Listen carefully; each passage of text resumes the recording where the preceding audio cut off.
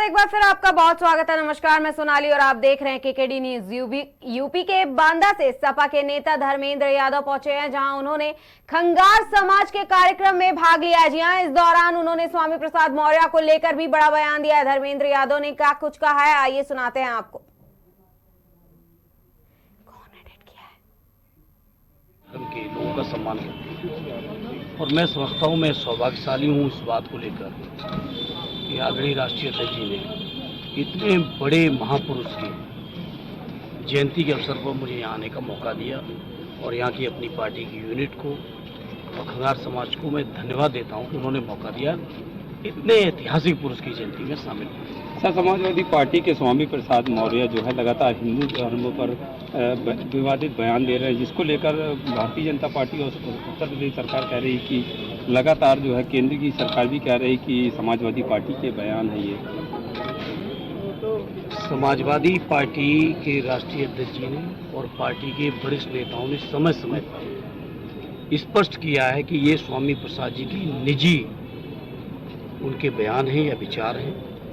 Party इन चीज़ों से ना इत्तेफाक रखती, ना सहमत है, ना पार्टी का कोई इसमें सीधी भागीदारी है। समाजवादी पार्टी बांदा के कार्यकर्ताओं से मेरी यही अपील है कि आने वाले 2024 के चुनाव में बांदा चित्रकूट की जो हमारी लोकसभा है या तिंदवारी विधानसभा जो हमीरपुर में भी भागीदारी है बांदा जिले की, उसको ऐतिहासिक वोटों से जिताएं, क्योंकि ये चुनाव जहां आने वाले समय में कैसे जाति जनगणना हो, कैसे समाज के हर वर्ग को न्याय मिले, कैसे हर वर्ग को भागीदारी मिले, कैसे समाज के अंदर जो बेरोजगारी है दूर हो, किसानों की समस्याओं का समाधान हो, अग्निवीर के जो नौजवान हैं उनकी समस्याओं का समाधान हो, इन तमाम मुद्दों पर, या सरकारी कर्मचारी उनकी पुरानी पेंशन की समस्या का समाधान हो, बहुत सारे मुद्दों पर पार्टी चुनाव लड़ेगी। और मुझे यकीन है कि बांदा के लोग न केवल बांदा चित्रकूट लोकसभा बल्कि हमीरपुर लोकसभा को भी जिताने में महत्वपूर्ण योगदान देंगे। देखिए, समाजवादी पार्टी समाज के हर वर्ग, हर जाति और धर्म।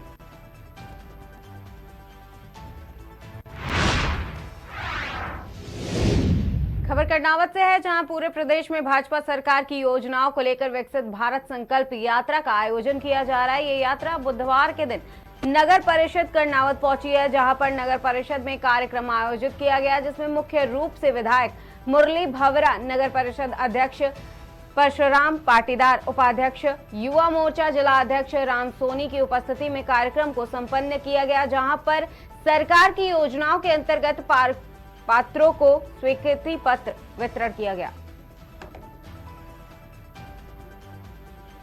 आज जो विकसित भारत संकल्प यात्रा का जो केंद्र सरकार के द्वारा जो आयोजित था, उसमें हमारे क्षेत्र के माननीय लोकप्रिय विधायक श्री मुरली भवरा जी हम सबके बीच उपस्थित हुए थे और इस कार्यक्रम में लगभग 500 के लगभग हितग्राही उपस्थित हुए थे और उन समस्त हितग्राहियों को अलग अलग योजनाओं में, जैसे स्वनिधि योजना है, अपने अंत्योदय दीनदयाल योजना है, ऐसे जो विभिन्न सरकार की योजना है, उन योजनाओं के माध्यम से लगभग 2 करोड़ के ऋण वितरण के प्रमाण पत्र यहाँ वितरित किए गए।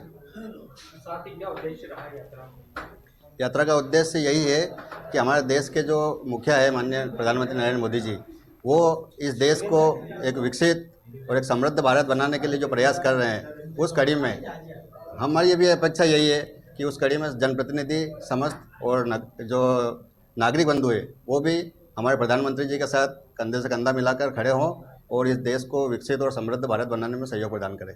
आज जो विकसित भारत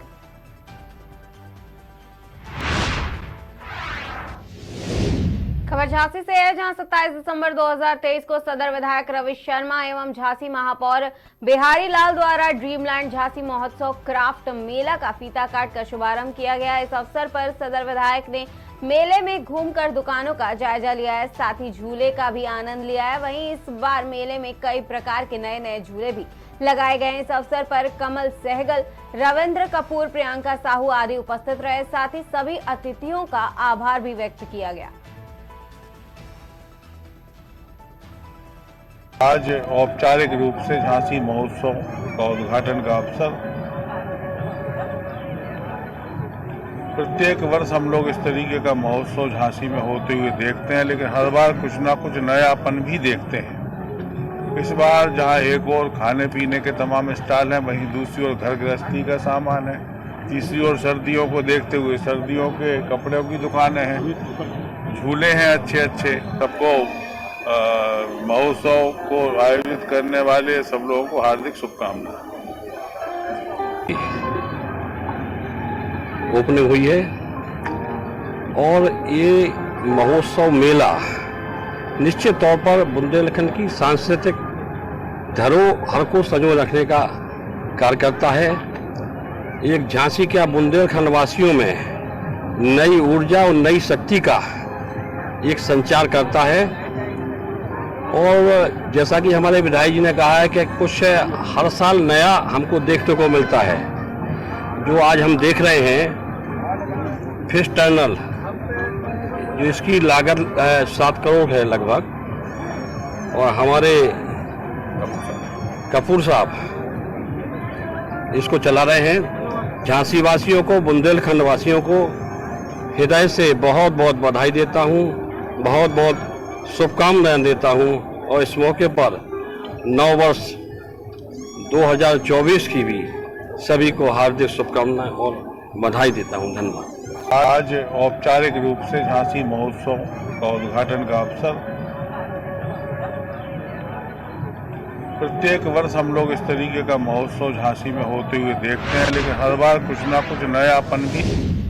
खबर लखनऊ से है, जहां 28 दिसंबर 2023 को प्रगति पर्यावरण संरक्षण ट्रस्ट के तत्वाधान में 20 जनवरी 2024 से 5 फरवरी 2024 तक 17 दिवसीय भारत हस्तशिल्प महोत्सव 2024 का आयोजन काशीराम स्मृति उपवन आशियाना लखनऊ में किया जाएगा। उक्त के संबंध में आज सेक्टर ओ पोस्टल ग्राउंड निकट केंद्रीय विद्यालय अलीगंज में प्रगति पर्यावरण संरक्षण ट्रस्ट के अध्यक्ष विनोद कुमार सिंह ने प्रेस वार्ता कर जानकारी दी है। विनोद कुमार ने बताया है कि भारत हस्तशिल्प महोत्सव इस बार घर घर पधारो राम की थीम पर समर्पित है। वहीं इस महोत्सव के प्रथम दिन 20 जनवरी से ही पूरे महोत्सव को अयोध्या धाम की तर्ज पर राममय बनाया जाएगा। महोत्सव के माध्यम से देशवासियों को यह संदेश दिया जाएगा कि 22 जनवरी को अपने अपने घरों में राम मंदिर को सजाएं और पूजन अर्चन करें।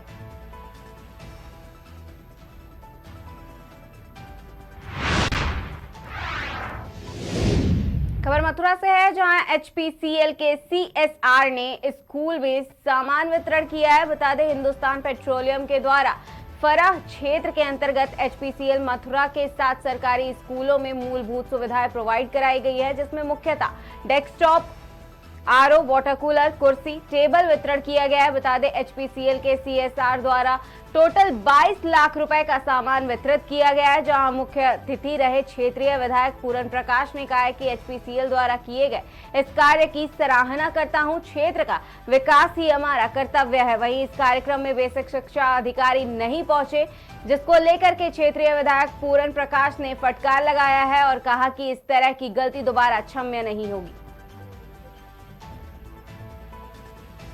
आरकेपीएल पाइपलाइन है, जो कि ना बहुत महत्वपूर्ण है हमारा देश में। ये सबसे महत्वपूर्ण पाइपलाइन है।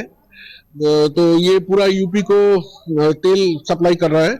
ये पाइपलाइन से चारों तरफ तेल आ रहा है। एंड ये पाइपलाइन के अधीन जो सार्वजनिक डेवलपमेंट हो जाए, तो ये जो स्कूल है, स्कूल में भी हम लोग दिया है, अलमीरा दिया है, चेयर टेबल दिया है, वाटर फिल्टर दिया है, लाइट्स, फैंस, टेबल्स, ये सब दिया है हमने ये स्कूल को, ताकि ये स्कूल में जो बच्चे लोग पढ़ने के लिए आता है उनको सब सुविधा मिले और वो अच्छा करके पढ़ाई करें और इसमें देश का सार्वजनिक उन्नति हो जाए।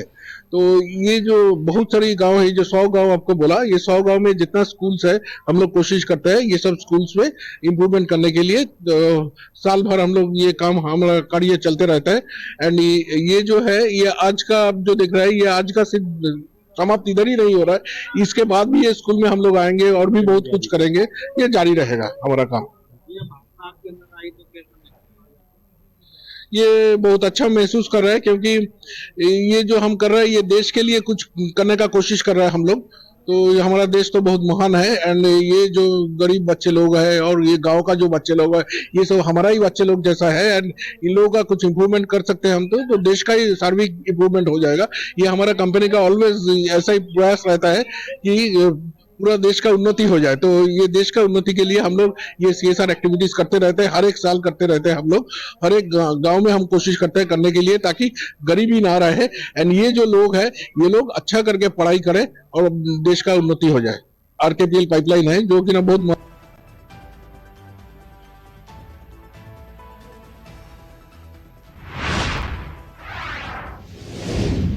खबर उत्तर प्रदेश के हापुड़ से है, जहां तहसील गढ़मुक्तेश्वर क्षेत्र में लगातार वन माफिया प्रतिबंधित पेड़ों के कटान कर रहे हैं, जिस पर कार्रवाई करने पर गढ़मुक्तेश्वर वन विभाग फेल हो चुका है। वन माफियाओं के विरुद्ध कार्रवाई को लेकर लगातार वन विभाग गढ़मुक्तेश्वर को चुनौती लकड़ा दे रहे हैं। वहीं मामले का वीडियो सोशल मीडिया पर वायरल हो रहा है। बता दें, वन विभाग की मिलीभगत से खुलेआम प्रतिबंधित पेड़ों की कटान की जा रही है। वहीं गढ़मुक्तेश्वर वन विभाग कार्रवाई के नाम पर सिर्फ लीपापोती कर रहा है। खबर लखीमपुर के मोहम्मदी से है, जहां एंटी करप्शन प्रभारी संध्या सिंह कोतवाली सदर पहुंची हैं और वहां पहुंचकर मुंशी अशोक पाल और कानून के विरुद्ध मुकदमा दर्ज कराया है। वहीं 10,000 रुपए बरामद किया गया है।